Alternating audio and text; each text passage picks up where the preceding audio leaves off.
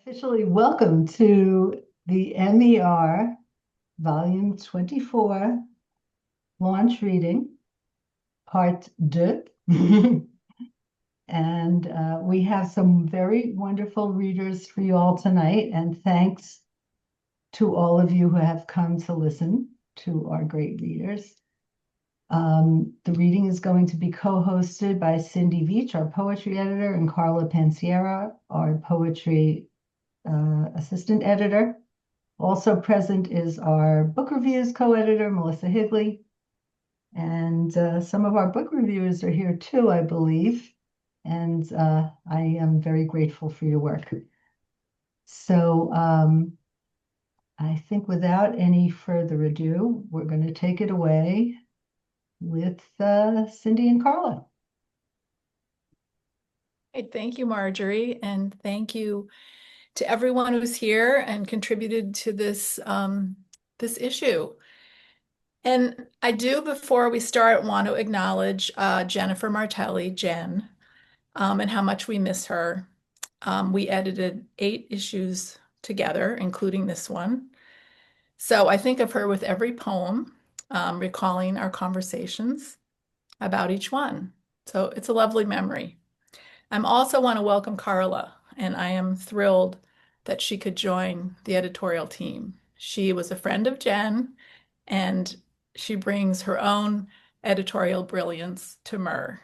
So thank you, Carla. So as Marjorie said, we're just going to read in groups, and we'll switch back and forth between me and Carla. The first reader is Abigail Wender. Should I just begin? All right. This poem is called Angelica.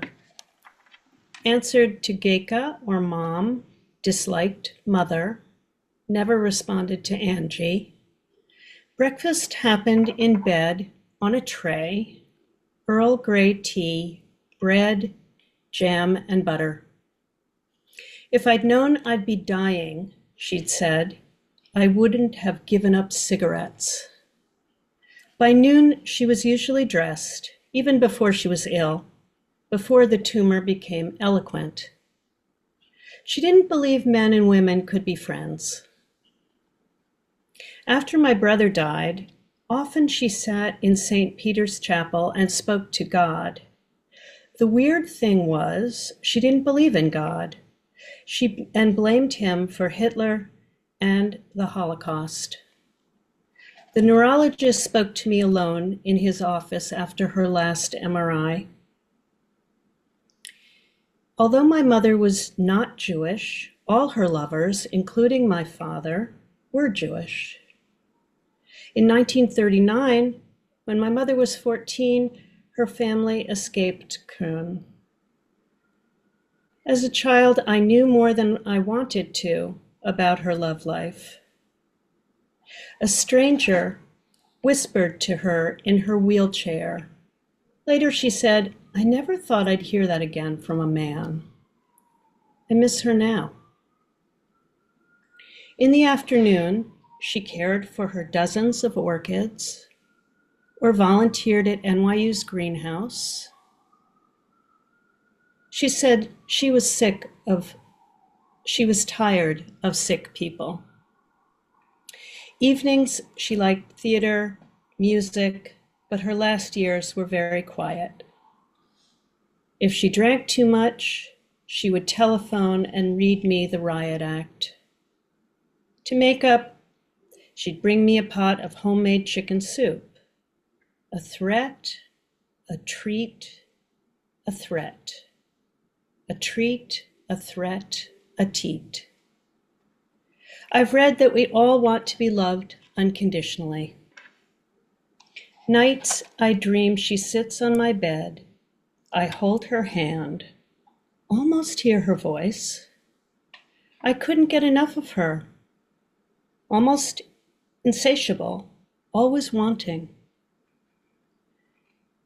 Every color shone brilliantly on her final day out on the street, and she became ecstatic. Twirling round in a long white nightgown, she seemed so young. We'd gone back and were beginning again from zero. Thank you. Thank you, Abigail. That's a lovely ending. Next is Amy Barnes. Is Amy here? Sorry, Oh, okay, there you are. the alphabet was off. I wasn't sure what was happening. We're It's we're by going first by name. first names. By first name. Yeah. Ah, okay. This is the bird children of Spring Street.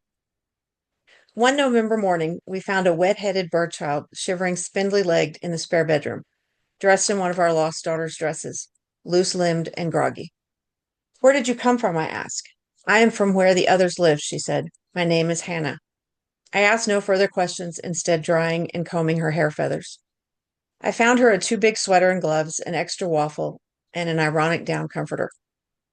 She was the first of many that stayed in our nest, emptying the bed as they became adults. Some stayed for a day, others for a month, some all 18 years. My husband, Henry, was initially hesitant to let them stay. She will never replace Robin, he said. I'm allergic to bird children, he reminded me. I'm too old for this. We're too old for this. He emphasized the latter, even as he brought in extra firewood and prepared suet breakfast bowls. Poring over his bird-watching books, he held pages to his face to see if she has my eyes or he has my nose. After the fourth visitor, he still grumbled at the intrusions, but began teaching the classics in his feathery university tweed coats and horn-rimmed glasses. He also focused on sharing hands-on life skills like repairing dryers and changing tires, the proper use of binoculars outdoors, how to grill hamburgers and hot dogs, and roller skating. The visiting children knapsack on his shoulders, and he occasionally reached up a hand to make sure they were safe in grocery stores, at parades, and in fields where hunters might lurk. We kept extra clothes in our cavernous armoire alongside bird-eared Audubon volumes, watercolored images to remind them of home. Fairing wing dresses and hand-knit sweaters, striped mittens and hats I made by candlelight because I didn't know when the next set would disappear by morning. Sometimes we didn't meet the avian children who took warming accessories before they winged away in the wee hours. Hannah stayed the longest, returning on another November day with a degree and a husband and two fragile bird children of her own. She wanted to discuss that it was time for Henry to fly away, and you will need help. And she knew my fingers couldn't knit anymore, so she'd made baskets of mittens for new siblings. Henry was happy to see her, calling that she was his little nightingale. Hannah and I knew it was because he'd forgotten her real name. I changed my own tire on the way over, she told him. He smiled. And then, after breakfast and as damp snow fell, Hannah pronounced it's time. She gripped my hand tightly, and I knew she was trying to tighten her own eyelids over her tears. I kissed her babies on their frowsy heads, and she patted my fingers before putting rainbow knitted gloves over each hand. I made these. They'll keep you warm when he's gone. I'll take good care of them all, she whispered to us both. We sat together by Henry until he flew away, clacking our knitting needles in goodbye applause. Thank you, Amy. And our next reader is Dayna Patterson. Dayna? Can you hear me okay? Yes. Lovely. Thank you. I'm going to read Tattoo. When the needle hits the skin, it sings a little bee song. Breathe in, Joe says. We empty the foyer of chairs to make a ring around the youngest, who volunteers first, his inner wrist resting on a small table. Everything's sterile, including our moods, scrubbed and salt-washed to rawness. None of us, not my sister and 4 brothers, not my mom's spouse, choose to take painkiller, though it's recommended. We want the bee bite, undulled, undiluted, the sting, a kind of relief next to this monster, this grief that's ambushed us, thrashing brain to gut, heart to throat. The little hum vibrating our veins like cello strings. The polite hive piercing at 50 times per second is solace, is pain we choose, is royal purple we can press to our chests when the ache threatens to burst. We 6 stand in a circle afterwards, fists close together, skin to the sky, exposing our gorgeous wounds. Thank you. Thank you, Dayna. What beautiful sounds in that poem. Our next reader is Iquo DianaAbasi.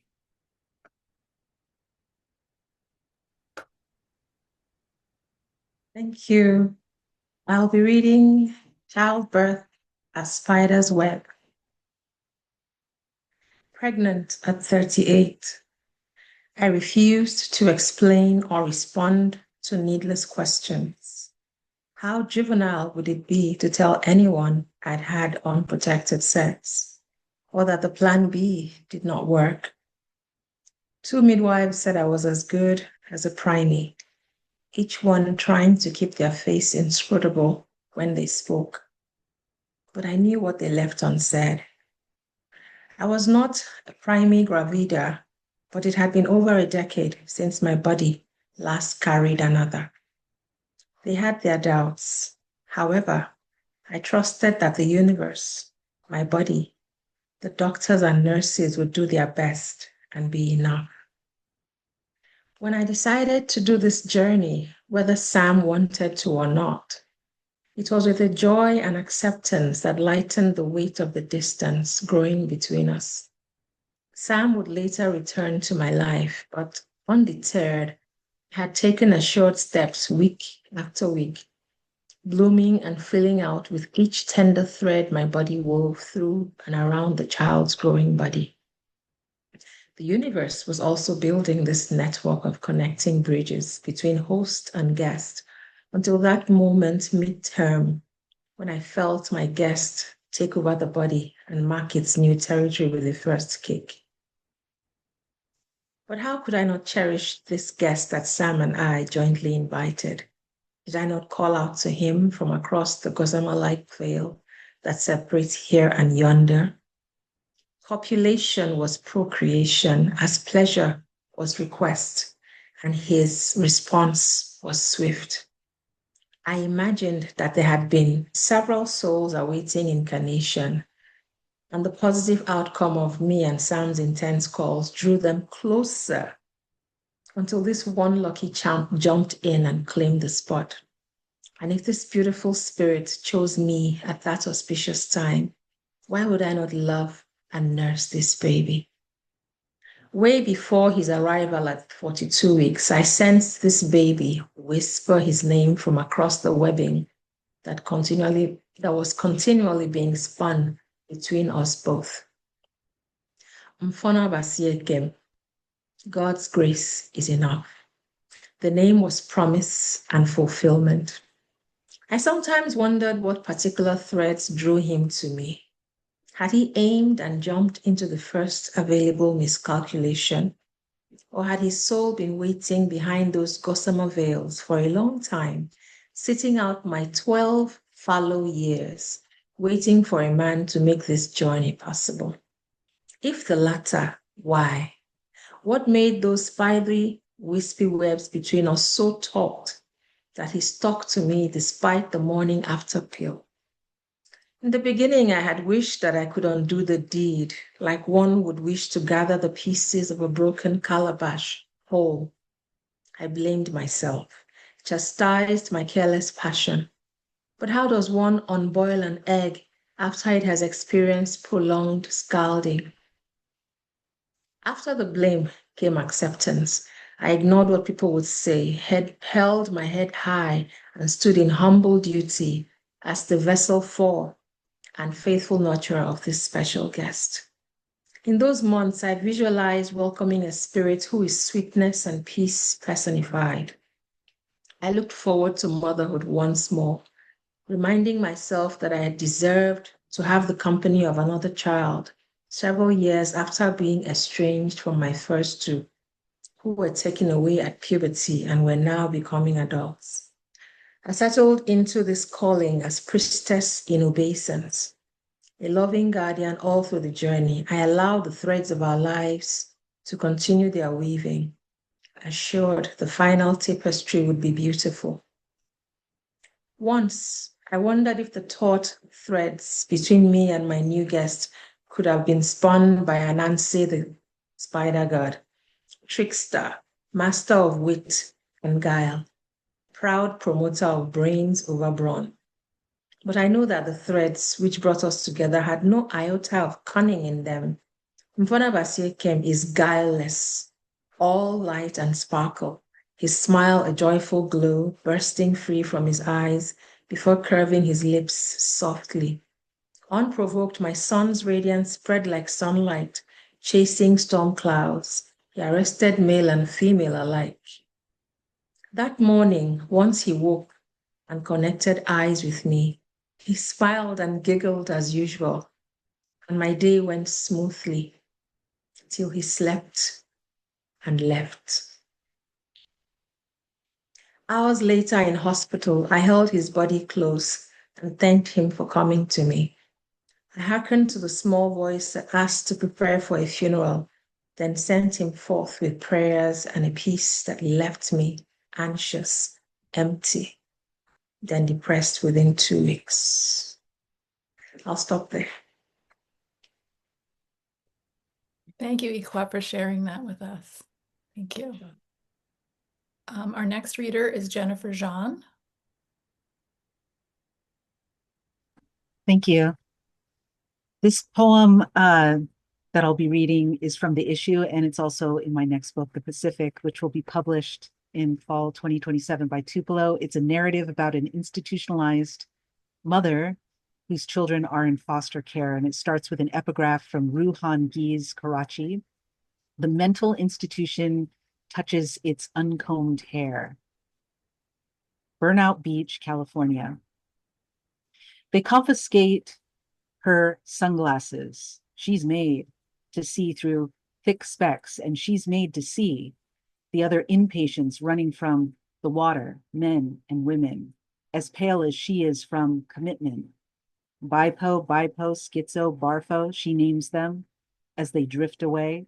She smokes, she seizes her freckled limbs to the center of the rag she sits on in the radiant sand, her chapped toes against the inside edge of the rag, a little ditch beside her for the ash and the butts. She remembers surfing these same waves 8 years before, how everyone said they'd shot the pier, the smell of mango wax. Wait, no, 10 years before.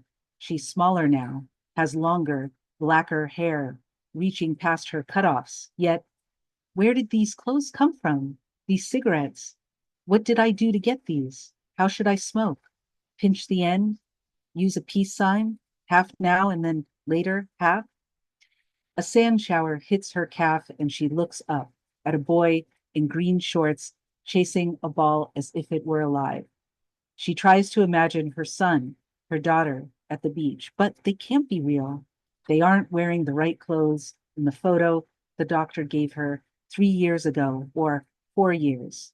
Turtlenecks. Still, they're smiling, and the boy in green is breathing. She hears him breathing a word, and a girl gull calling for popcorn or trash, and the retreat and the advance of salt, and the hum of PCH traffic behind her.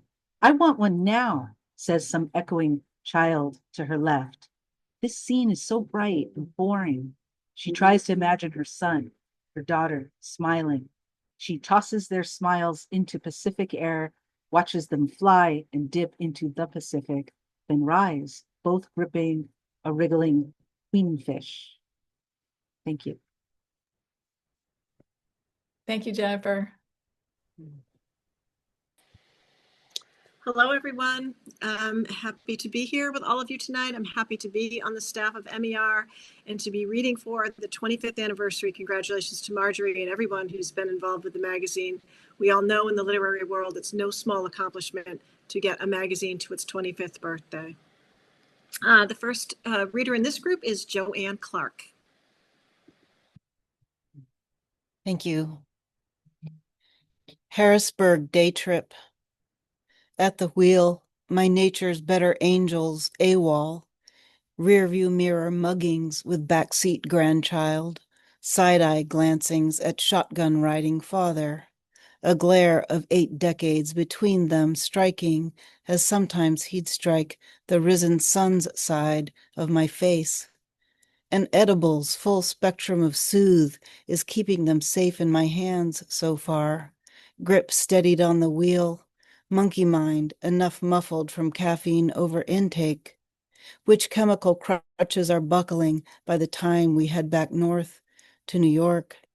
And wearied already from the southbound leg, the unlubricated Japanese steakhouse lunch with swing state kin we are making this drive to see, down, back, enervating rest stops along Jersey barriered strengths of Pennsylvania interstate, night vision weakening with the sunken sun, white knuckling the mistake of not stopping for the night in Allentown as planned, caving instead to the one's loathings, hotel beds, any strangeness, strangers, which acquiescence breaks the promise I made to splash in Hyatt's pool, to the fun and novelty-seeking other, driving on through the rain squall of his tears, their abrupt tapering off, then both passengers careening into sleep in the final unending late hour, releasing their own celestial guardians into the breath-recirculating air vents.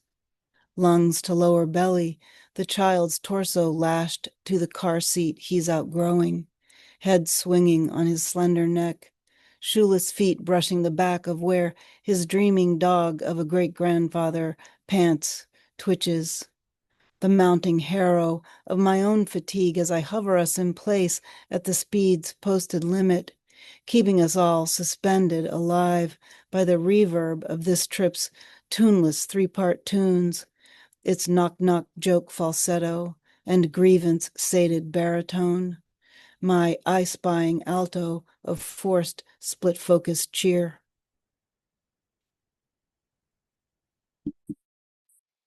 Thank you, Joanne. Lovely journey poem. Next up is Jules Foshee. Hi, I'm going to read the first third of a fable from this issue. It has 2 threads, so I'll do my best to signal the switch. The Devil's Stopwatch. Kill the lights. Lower your voice. Hold a flashlight under your chin. Imagine all the ways you might become a ghost. On a day like any other, a boy is walking along the railroad tracks, swinging a stick and probably thinking of ham sandwiches, when off in the distance a wonder appears. A great black engine trailing black clouds of fire and ash. It hurtles to a stop beside him, and who but the devil steps from the car? Why is it always a boy? The older girls ask. They're right, of course. Aren't we tired of boys winning bets with the devil, golden fiddles and whatever, while the girls are always set up to lose? Consider Eve, the rotten apples she'd throw at this whole opening. Then consider your audience. 2 stepdaughters, nearly women now, and 1 child you made yourself, barely out of diapers. Their upturned faces like before and after pictures of girlhood. Remember that stories are scripts. The devil shines a rotten apple on the lapel of his 3-piece suit. He tells the girl her time has come to board and then pauses mid-bite, examining her pigtails and skin knees with doubt. He pulls a conductor's timepiece from his pocket and shakes his head. Too early, he mutters, and turns to climb back aboard when the thought of a bargain crosses his mind. What is it you love about ghost stories? What is it you love about trains? Are the answers always the same? Outside, the Union Pacific freight train is moaning through a crossing a few blocks north. Its ghostly woo, woo, lingering in the dark. Close your eyes and think of all the other worlds it passes through. You've always struggled with presence. Grinning his salesman grin, the devil tosses the girl his watch. You've a good piece left to travel and many joys to come. Stop the watch at the perfect moment and live in it forever. The girl cannot believe her good fortune. The fob trembles in her hand. The devil smiles. But choose your moment soon, my girl. If the black train comes before the watch stops time, it will carry you straight to hell. If they ask, what is hell? Say, the past and its recurrence. The future and all the people we could become but won't. Our own raging version, slamming doors, rattling the pipes.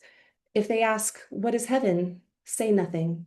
Think of them sleeping in the room across the hall, the baby's mouth silently working, still dreaming of the nipple, your husband's feet holding yours beneath the covers, cracked moonlight through the blinds, a tree's dark fingers reaching.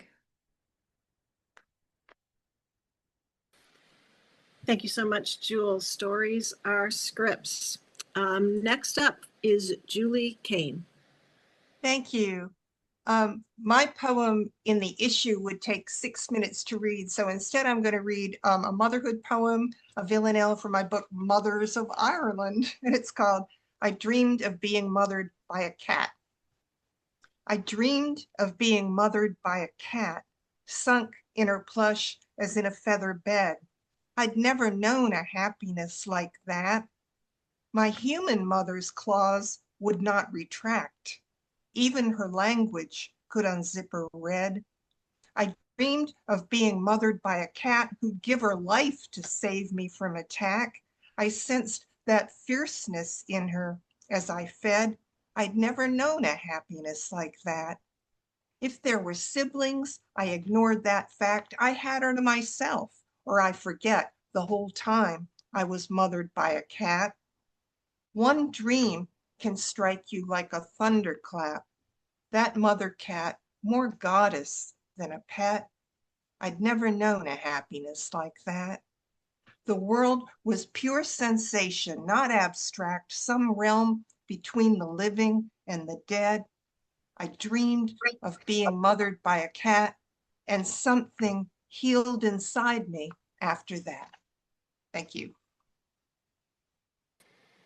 Love that ending. Thank you, Julie. Kathy Nelson. I'm here. I'm going to read my poem from the issue. Before I die. Some great uncle passed it down, that curio, that heirloom, that tour de force, seamless wooden links lifted from the branch, whole, already interlocking, as if by magic, with nothing but a pocket knife. Let me be that whittled willow chain I lost. Let me be that bluebird I gave away, the one with white-tipped wings my mother kept all her life. Ceramic, not a chip or scratch. Let me be the last letter from my father, looping letters across a lined legal pad. Your mother and I miss you. We're so glad you'll be home soon. Then, better get this to the box. Indeed, he did. May I be remembered like the glacial lake in August, twinning every cloud, or like, in February, firewood dry at the cabin door, or like the pair of wool socks in the backpack, when the cotton ones are soaked and cold. Let what I leave behind be easy to bear, soft as the click-clack of that chain turning in my palm. Let me be that light. Thank you very much, Kathy. Kathy.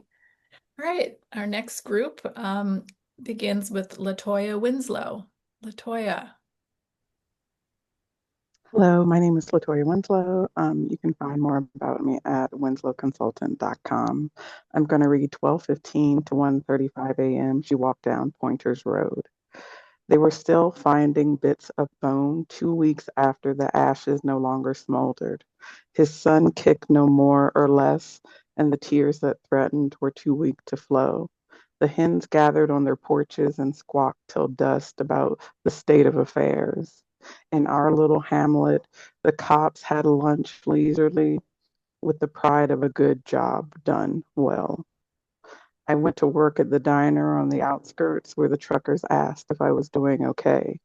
Every week since, I wake serene. My dreams are tinted in blue. I walk on water, not stigmata, no bleeding palm.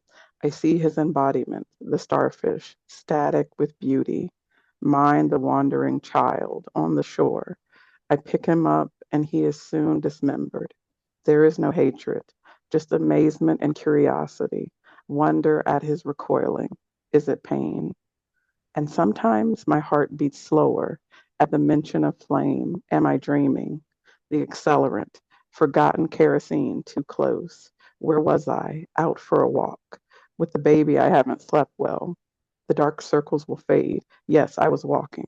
The flames licked the treetops like our dog licked my fingers. I forgot the dog. It was probably her who tipped the can, clumsy with old age, an accident, my walk. I'll name his son after his father's father, and it would please the town, my remembrance. I'll settle in a new place and raise him with care. Sunday morning church services. I'll put the picture of his father above the mantle, him in his starched military uniform. I'll tell his son of the fateful walk taken, the saving graces of insomnia and fresh air. Thank you. Thank you, LaToya. Thanks so much. Next, we have Lesley Wheeler. Lesley? Yeah, thank you. Volume okay? Yeah. I just want to quickly thank everybody for reading such powerful work so beautifully, and thank you to everybody with MER for making this space for us. And I can say too that my poem in this issue, I was actually doing a deep dive into Jennifer Martelli's work when I wrote it, and I so admire the way every poem of hers just goes for the hardest thing. So I was trying to get a little bit close to what she did. The Women Who Used to Live Here is the title. These January days flay me. Every kind touch reminds me of my sister yanked down the stairs by her heel, or my 18-year-old self blurred by green punch. She stood outside her skin while he assaulted her, and still hurts right down to the hardwood, lingering in me with all her dorm room supplies, kettle, comforter, books. Not me, but kin. So are the new mother failing everyone, and the bullied woman who snapped. My mother, the smoky apparitions of grandmothers and further back. I can't bear real world noise because they whisper, or confinement since they're trapped. Crack my door and out spills catastrophe. That's me now. Scuffed floors, stained plaster, rusting tin roof, poison ivy, and the spicy breath of mold. I'm the leaky disaster. Yet everyone deserves shelter, especially those tender selves I'd rather not remember. Thank you. Beautiful. Thank you, Lesley. And next we have Leslie Johnson. Hi, good evening. I'm going to read a condensed version of my piece called Museum Cafe. Those whispers of advice, don't touch your eyes. It's how you catch colds from germs through your eyes, worse than germs in your mouth. Delivered with a wan smile, as if the germs of the world would surely get to you anyway, but you had to try at least to ward them off, didn't you? You had to try. If a girl goes too far, unfortunately, she'll find herself losing all control. said with a sigh, as if this were any unfortunate girl in the world, not you in particular, and it made you laugh because how could she possibly know what was true for you or for any other girl for that matter? But the laugh clogged in your throat because what if she did know? What if she did? It's the hidden dirt that makes a house smell. And still to this day, you'll be struck now and then with the strongest urge to wrench your washer and dryer away from the wall to scrub away the sticky black grime that's surely built up underneath them. But they're too heavy and it's too hard. And toward the end, especially the last week, when she couldn't speak much, you found yourself whispering admonitions and edicts near her head, not sure if she was hearing you. Let's get your hair combed. Let's get a fresh blouse on. Let go of that dirty Kleenex.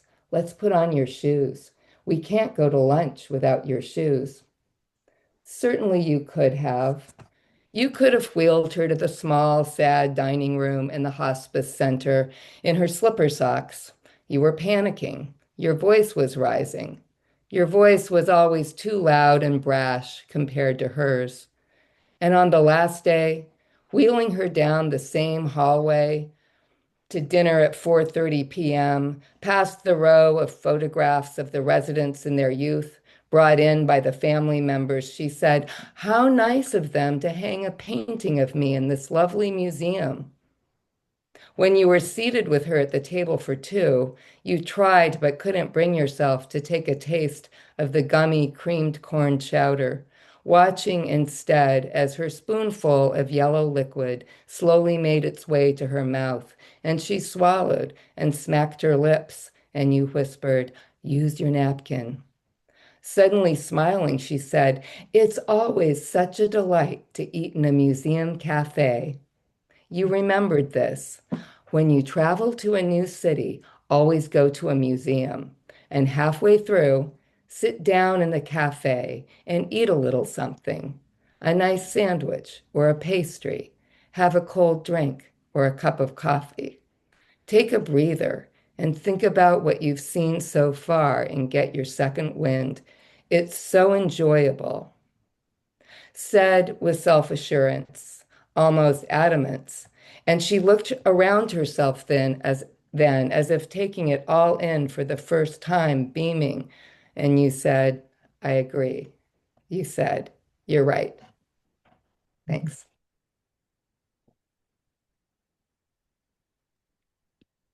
Thank you, Lesley. Thank you. Thank you so much. Lesley? Hi, Sarah Vanessa. Browning. Sarah Browning? Yes. I'm here. Yay. Oh, thank you. Thank you to Marjorie and Cindy and Carla and everyone at Mom Egg Review. And it's such an honor to read with so many of you all. What an astonishing evening so far. Just a quick announcement that my third book, Call Me Yes, is coming out this fall in October from the WordWorks. So keep an eye out for that. Thank you. This is my poem that's in the issue. It's called Against the Cult of Motherhood. At the town fair on the Amherst Common, a sweet young hippie woman, like all the sweet young hippie women drifting about in peasant blouses and flowered skirts, was offering face painting. Her display showed off the images she might inscribe for one afternoon on a small child's cheek. Sunflower, sun and moon, heart, dove, tiger. You were 3 and eager, and I said yes. You chose perhaps a butterfly or a rainbow. You weren't afraid then to love color, to love joy. And you sat still while the sweet young woman painted your face, the one that will always be, to me, the sweetest of faces. When she was done and I paid her the $5, you demanded another. Money was tight in those days, your dad in grad school and me working part-time. But was it that tight? Or was there a lesson I thought you needed to learn at 3? How my parents had parceled treats so sparingly, one sugary something only each Saturday. Was it restraint I thought I was teaching? Only one sun, one moon, one rainbow, one singular sunflower. As if this lesson had landed for me, who raged against restraint and into excess of ice cream and booze and cigarettes and sex as soon as I pulled free. I said no. One token of joy was enough. And so our day of pleasure was done, as you flung yourself to the trampled grass and howled some more. My sister later said I should have told you, you'll be okay. You'll get over it. But in that moment, I wanted only that you be allowed to howl. Though it disturbed the other families and the sweet young hippie women with their kind smiles, you howled all up and down that green summer valley, all through your daddy's university town. I know it's hard. I repeated again. I know it's hard. I know. Thank you. Thank you so much. That was beautiful. Thank you. So Carla, since you got gypped, do you want to read the next couple of names? No? No, I'm strong. I can take it. Okay, we have 5 remaining readers. The next is Shinelle Espaillat. Hi, thank you. This piece is called Screaming at Butterflies. I wrap my hands around the mug to help keep them warm as the November chill seeps through the windows. I lift it up to my nose so that the scent can begin the work the first sip will finish. But just as my lips touch the edge, the sharp blast of a big dog barking shatters the peace. I wait in vain for silence. It is a compilation of DMX snippets, the sound my son uses as his alarm, volume at max, which he somehow does not hear. I slam my mug on the table, spilling hot coffee. I grumble under my breath, then louder, I am yelling by the time I pound on his door. Get up, you're about to be late. I'm up. His voice, deep and thick with sleep, is so slow to respond that I know that he was not, in fact, up. Which means he really is going to be late, which means that I will get a phone call telling me that my son was absent from school for at least first period. My fist is full of frustration of spilled coffee and snippy school administrators. I'm up, he repeats, and I feel as though I can hear him rolling his eyes, like I'm the bad guy, which I am every day. It sucks. I storm away from his door, simmering. I have to leave in 20 minutes. I debate making the offer of a ride, which would make me late, but would preempt the phone call. My thumbs fly over my phone, logging into the parent portal so that I can see how many assignments he is missing.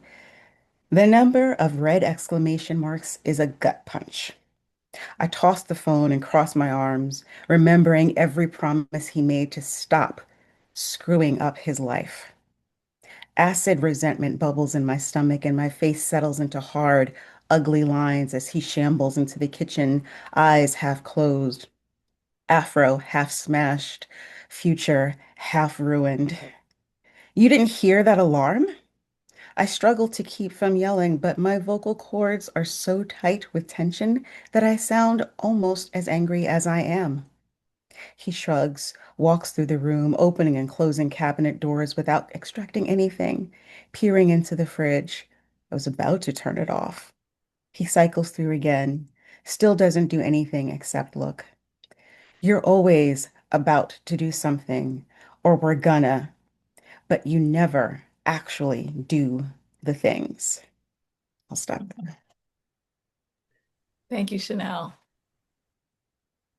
Next is Susan Landgraf. Uh, Susan. Thank you, Marjorie and Cindy and Carla. And it's great to be at the last three or so because I get to say how amazing all of these pieces have been. And the readings have been great too. So thank you. I'm going to read the poem that's in this issue. It's in three parts, so I'll pause just a moment between each part. It's called The Resurrections. Your mother has died the same day as Christ, I tell him, and our daughter asks, how can I love Grandma if she's dead? You study the ice in your glass of scotch. Our daughter goes back to dyeing Easter eggs, and the television tells us deforestation probably caused the collapse of Easter Island's social order, that after all the trees were cut, slave raids, and only the rock faces looking out to sea. I see my father's head spilling red across the floor the day before Easter, my sisters and I in the basement dropping Pa's pills in chipped cups. Then the eggs. We lifted them out like newborns until the shotgun sounded through the house. And I'm hearing again, as we raced upstairs, my mother screaming, don't look. But we did. And by winter, our family had dissolved like the tablets in their bath of vinegar and water. Today, on your mother's death, I see the irony. Christ asking for water, sucking the vinegar-soaked rag. I see how memories seek different connections. Your ice melts honey brown. Our daughter shows off her egg-shaped metaphors. Stones are coming up in the garden. Thank you. Thank you, Susan. Beautiful. Next is Susan Rich. Susan? Hi, thank you. Thank you to Marjorie, Cindy, Carla, and to Jen Martelli. It's a privilege to be part of this journal over the years. And the poem I'm reading every year during lilac season, I revise her poem, is a very literal title, and it will be in my next book from Red Hen Press. Every year during lilac season, I revise her poem. My mother's favorite flowers, perhaps because they shared the first three letters of her name, Lil, or, more likely, because they grew out back, tossed into an empty milk bottle without cost, lilacs, a flower and a color and a linen scent, surely a triple coupon in her mind. My mother never asked for anything except once a box of Whitman samplers. No birds of paradise, no daffodils. But when she died, I took the train to Cambridge, traveled the slender bridge to buy armfuls and armfuls of blossom in heliotrope, magenta, gold. So why can't the stems of lilac survive in shops? Once I spent a fortune on flowers, and the next afternoon, after the funeral, I felt my mother, her withering disapproval of imported tulips in every room, adorning the bedroom, the breakfast nook. And then, like a touch of wind, an opening, a physical wakefulness. Her fury turned to wonder at a house of flowers, flowers that would be dead before the weekend. Beautiful. I can almost smell those lilacs. Love them. Next we have Tina Carlson. Tina? Hi, thank you. I'm really honored to be part of this beautiful issue. I'm going to read a few excerpts from a prose piece I have in the issue called Mothers and Manta Rays. Smartest of all fish, manta rays recognize themselves in a MER. In the darkening Pacific night, plankton rises under rafts, tiny clouds swimming in the blue light shown to attract food for this fever of rays. They rise like ancient birds, winged and open-mouthed to the surface where we float, snorkeled, hands grasping bars on the raft, feet supported by floating noodles. 6 females, 9 to 14 feet across the span of their wing-like pectoral fins. My mother is fading. She's down to 95 pounds, a skeleton, as if her bones are absorbing the rest of the sea mass inside. She says she's not dying, her kidneys have stopped functioning, and she eats little. She conjures reality where I am her sister, and we live in the home where she grew up. She no longer recognizes herself in a MER. Her death a descent, then a rise to the surface, feeding on what in her is attracted to the light of care from those around her. Rays rise with mouths open wide, filters at the ready, the ribs visible inside. Then they flip belly side up and swim under our chests in fluid flight, undersides vast with vents and spots that allow the guides to identify them with amusing names like Ray Charles and Sugar Ray. The guide tells us these rays can sense how we feel, so send them all the love you can. Manta rays must swim to breathe, so they never stop swimming. I've not dreamt of the rays since leaving Hawaii. I dream of light shining underwater and plankton rising, and I cry. Grief as my mother pretends to not be dying 500 miles away. When I visit, she pulls the newspaper to her face as if to shield herself. She looks angry if I ask her for attention. She's too confused to understand what is in the newspaper, but her animal brain knows how to hide. I send her all the love I can. Thank you. Thank you so much, Tina. And we have one final reader. It's been really an honor to hear everybody's work today. Virginia LeBaron. Great. Thanks so much. I'm going to be reading my poem called Chasing Ice, and it is from the issue. Chasing Ice. All afternoon that day in August, my friend's mother took ice cubes from the freezer, dropped them laughing onto the floor over and over for their 2 cocker spaniels who went wild to chase them around the kitchen, through the living room like melting hockey pucks, and her daughter, my friend, doubled over, howling, hands flapping at her sides.